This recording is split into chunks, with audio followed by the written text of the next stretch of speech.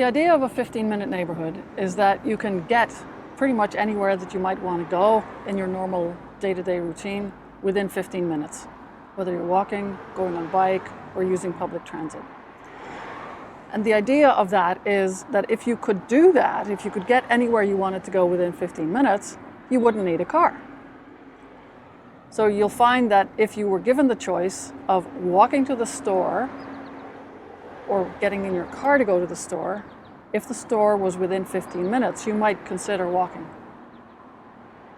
But if it's further than 15 minutes, you'll probably not consider walking. So that's where the 15 minutes comes from.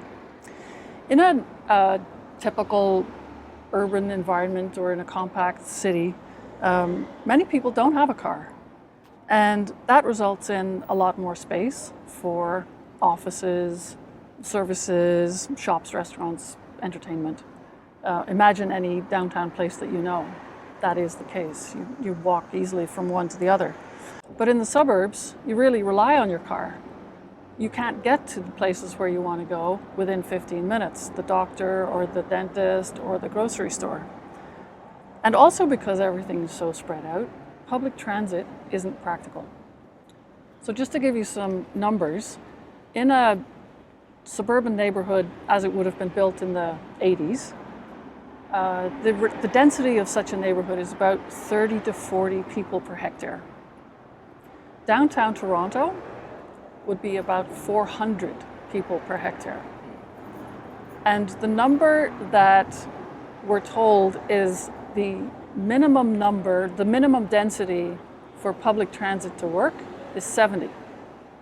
So you'd have to make your suburbs more tight, more compact, in order to make it practical to have public transit.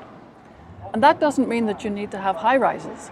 It means that you're going from a spread out, detached suburban environment to something that has 4-story high buildings in various places. So for instance, down Main Street or in the cores of some neighborhood complexes.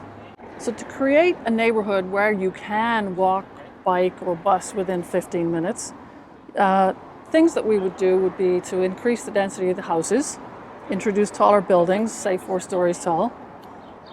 You could design roads that are much narrower because you're anticipating less cars. And you're also anticipating less need for parking those cars. So you can manage with less asphalt, and they would be suited for public transit, but they would give priority to pedestrians. Where parking is needed, we should be parking underground. It keeps the cars cool, makes you less inclined to get into them. And then the shared parking idea also reduces again the amount of space that's allocated in the design of your environment to the car. And then to introduce a user-friendly, meaning frequent, public transit systems, either electric buses or trams. So the point of all that, you think, is to stop using fossil fuels. But you might wonder, well then why don't we just change all our cars to electric and we're done here? But really no, like the electric car will in the short term reduce the amount of carbon dioxide emissions hugely in the environment, and that's great.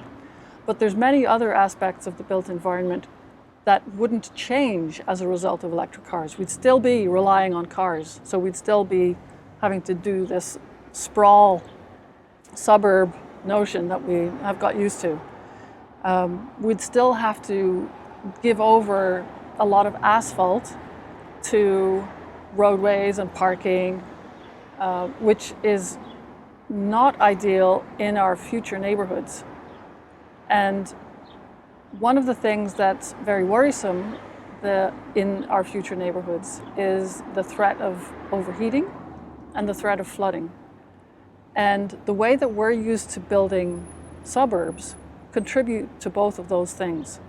There's very little shade on all of these roadways and open spaces, and there's a lot of hard surfaces that can't absorb rainwater. So in order to really tackle climate change in a meaningful way, we have to rethink how our environments are built on many levels.